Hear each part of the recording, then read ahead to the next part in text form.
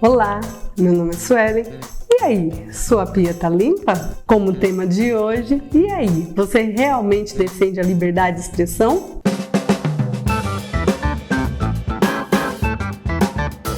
Nos últimos dias na internet, devido ao carnaval, o pessoal anda discutindo bastante a respeito do que roupa usar, o que deve fazer durante as festas de carnaval. E aí eu fiquei pensando e cheguei à conclusão que o tema interessante para essa semana de carnaval seria a liberdade de expressão. O que seria a liberdade de expressão? A definição básica é: o indivíduo teria liberdade para manifestar o seu pensamento e as suas ideias sem sofrer nenhum tipo de retaliação. Mas alguns autores também trazem algumas das suas definições. Walter Block, ele fala que é muito fácil você defender a liberdade de expressão em alguém que concorda completamente com o que você fala, com todo o seu pensamento. Já o Rothbard, ele diz que as pessoas estão muito preocupadas em saber o que falar quando ela está expressando a sua liberdade de expressão, quais são as palavras, como que ela deveria agir. Mas ele fala que isso não é importante. A liberdade de expressão seria mais relacionada onde você manifesta o seu pensamento. Que para ele, você só deveria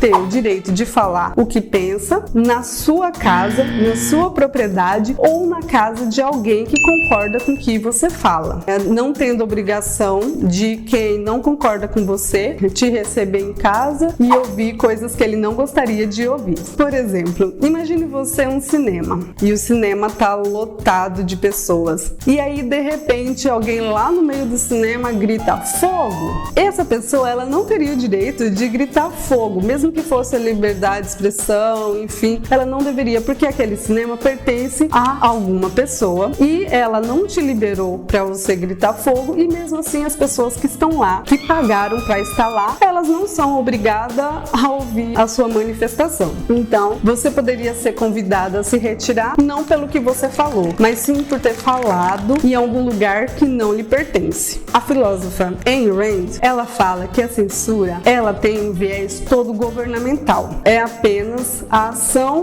do governo em cima do que uma pessoa está falando. Para essa filósofa, nenhuma ação privada se caracteriza como censura. Ainda lembrando daquele exemplo de gritar fogo, o governo não deveria interferir nesse cinema de falar você não tem o direito de gritar fogo. A única pessoa que poderia proibir essa pessoa de se manifestar nesse cinema seria o dono do cinema, mais ninguém. Ainda a filósofa complementa que essas pessoas, elas não deveriam ter que financiar ou abrir um espaço para pessoas que pensam diferente delas. Elas teriam toda a liberdade de manter afastadas essas pessoas da propriedade dela. Vou dar um exemplo. Imagine uma pessoa negra, dono de uma rádio local, uma rádio do município que você mora. Então, ela não teria a obrigação de abrir os seus microfones para uma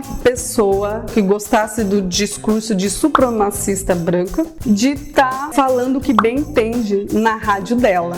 Ou então, um judeu ser obrigado a abrir seus microfones para um nazista chegar lá e falar o que bem entende, pois a rádio é dele. Ele abre o microfone para quem ele quiser. Ele não é obrigado, só porque é politicamente correto, abrir para outra pessoa falar o que ela bem entende. Ela teria todo o direito de escolher quem falasse na rádio dela. Aí você pode me dizer, mas Sueli, o dono da rádio pode ser uma pessoa nazista, pode ser uma pessoa fascista, pode ser um homofóbico, um racista.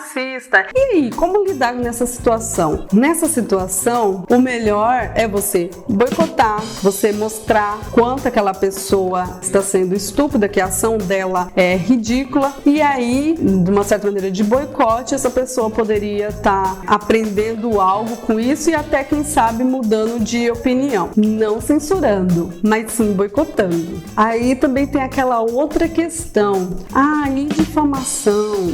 Bloque, ele é mais intensivo. Ele fala o seguinte: o homem não possui a sua reputação, ele nem é dono do pensamento das outras pessoas. Então, por ele não ser dono do pensamento das outras pessoas, ele não pode exigir que aquela pessoa tenha uma visão bonitinha dele. Então, o que ele pode fazer é mostrar que ele é uma pessoa diferente, mas não obrigar a pessoa a pensar que ela é uma pessoa legal, uma pessoa boa. Tem também o filósofo, o Thomas Sowell. Ele fala o seguinte: não é possível impedir as pessoas que falem mal de você. O que você pode fazer é torná-la mentirosa. Segundo Thomas, você não pode impedir uma pessoa de ter um pensamento ruim sobre você. O que você pode fazer é mostrar que a visão dela está errada a seu respeito. Tem um artigo do Hélio Beltrão que ele fala que existe apenas 2 limites para a liberdade de expressão. A primeira seria não obrigar uma pessoa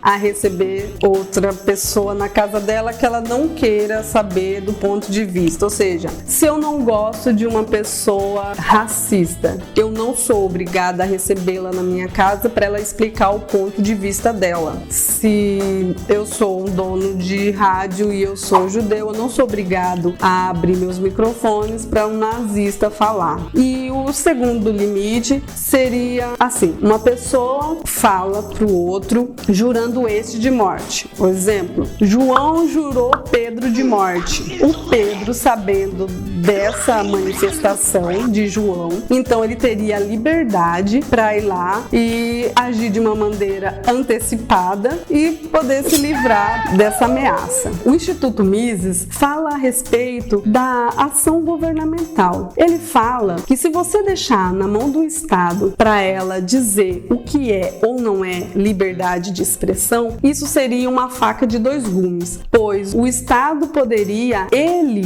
avaliar o que seria essa questão da liberdade de expressão, e aí uma hora poderia te beneficiar e em outro momento ela poderia te prejudicar. O Instituto Mises Brasil tem uma frase bem bacana que é: a única maneira correta de mudar corações e mentes não é através da coerção, e sim da persuasão, né? Então, assim, de conversar, do convencimento, mostrar que talvez aquele ponto de vista esteja equivocado, mas não ir lá obrigar ou prender uma pessoa porque ela expressou a sua opinião. Limitar a liberdade de expressão pode trazer danos irreversíveis para a história da humanidade. Se tivessem calado Darwin ou Einstein devido à maneira de como eles falavam e expressavam, nem todo mundo pensava igual eles, mas mesmo assim eles conseguiram se manifestar e trouxeram mudanças grandiosas para todo mundo. Por fim, eu sempre trago uma frase para finalizar o vídeo, adaptando a frase do professor Walter William para nossa realidade.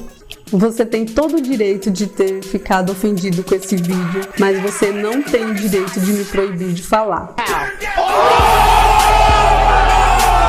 Se você gostou desse vídeo, dá um like, se inscreva no canal, compartilhe com seus amigos e até o próximo vídeo. Tchau, tchau!